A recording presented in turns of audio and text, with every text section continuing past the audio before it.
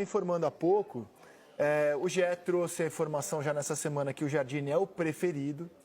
Trouxe a informação de que houve uma entrevista, o Textor pessoalmente entrevistou o Jardine. Eu fui atrás dessa história, essa conversa foi no dia 31 de dezembro. Quem trabalha dia 31 de dezembro? O dono e quem recebe a ligação do dono, né? Só, aqui é o Textor. O Jardine atendeu. A entrevista foi muito boa, ambos os lados gostaram do que ouviram.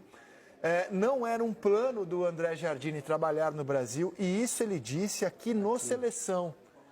No dia 20 de dezembro, o qual lembraremos para vocês, muito antes de se falar de André Jardine no Botafogo, e quando ainda era muito nebulosa a situação do Arthur Jorge, a gente entrevistou o André Jardine e nem passava pela nossa cabeça, se não teria perguntado para ele à época, o Botafogo. Porque era bem claro que a cabeça dele estava no México. Ele renovou faz 6 meses o contrato por 2 anos e meio.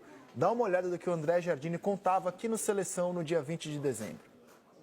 Eu tenho alguns amigos que hoje trabalham no Botafogo, pessoal, sobretudo o pessoal do Scouting ali, que tem feito um grande trabalho nessa captação, né? O Botafogo tem dado algumas cartadas importantes. Os treinadores mais experientes e mais vencedores brasileiros demoraram muito tempo para sair, ficaram o tempo todo no futebol brasileiro. Hoje eles envelheceram, né? Muitos já não estão mais trabalhando e não deu espaço para ir abrindo o mercado para os próprios brasileiros irem surgindo os novos treinadores também, tendo a oportunidade de conquistar títulos importantes, que é o que hoje acontece na Liga Argentina, né? Qualquer treinador argentino que ganha um título, ele já está treinando o São Paulo, ele já está treinando o Corinthians, ele pega o Inter, ele pega o Grêmio.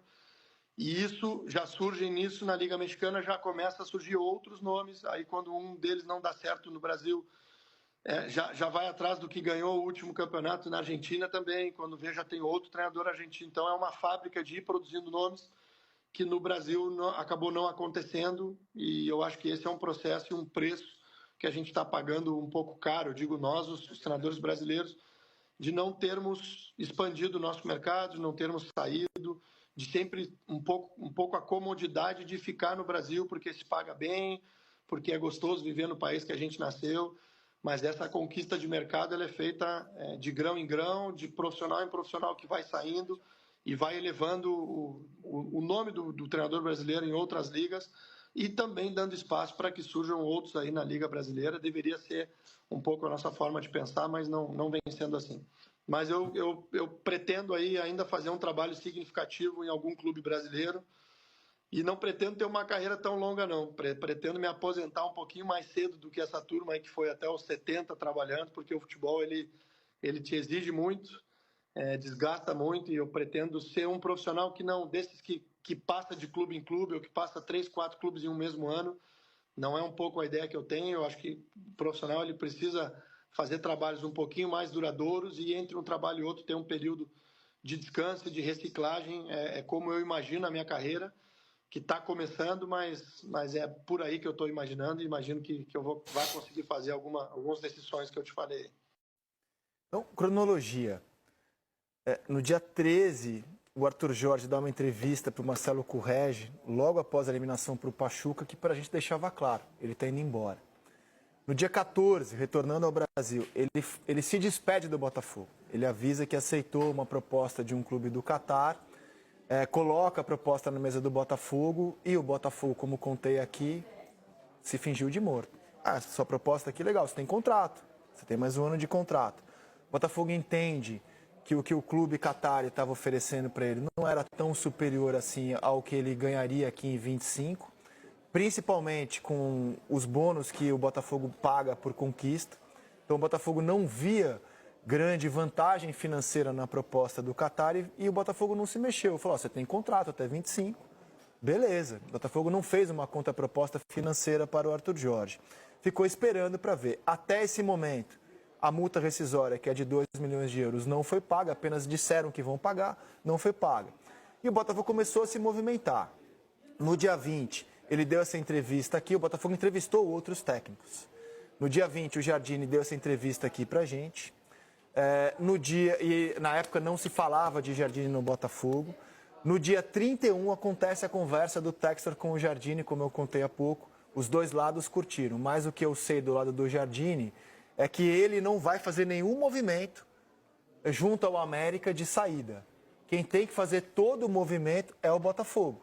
Ir lá no América, dizer que vai pagar a multa e depois convencer o André Jardine a aceitar a proposta de voltar ao futebol brasileiro. A bola, nesse momento, caso o Botafogo queira o André Jardine, está totalmente com o clube. Ele está numa posição cômoda.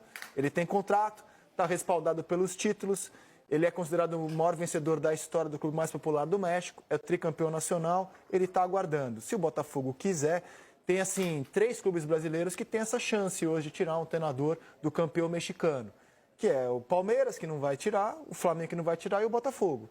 Se o Botafogo quiser muito, a bola está com o clube. Essa é a informação que eu tenho, Vinícius. Eu falei com uma pessoa próxima ao Jardine hoje e essa pessoa me falou algo parecido com o que o próprio Jardine disse nessa entrevista para vocês no Seleção, na reta final da temporada. O Jardine está muito feliz, muito satisfeito onde ele está, renovou o contrato recentemente, a ideia dele é de continuidade, mas há um desejo dele, se não para agora, para algum momento da carreira, de voltar e fazer no Brasil aquilo que ele está fazendo hoje no México.